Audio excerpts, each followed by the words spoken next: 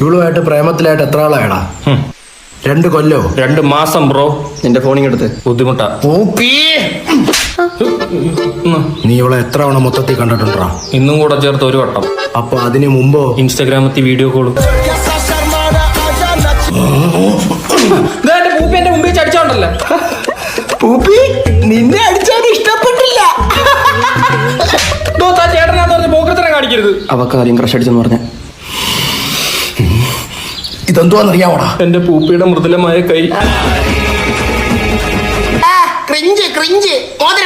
ഇത് ഞാൻ മേടിച്ചു കൊടുത്തൊന്നുമല്ല. അല്ല, 5 മാസം മുമ്പ് എൻഗേജ്മെന്റിന് ഞാൻ ഇട്ട് കൊടുത്തത്. എൻഗേജ്മെന്റ് അടുത്ത മാസം അവരുടെ കല്യാണമാടാ.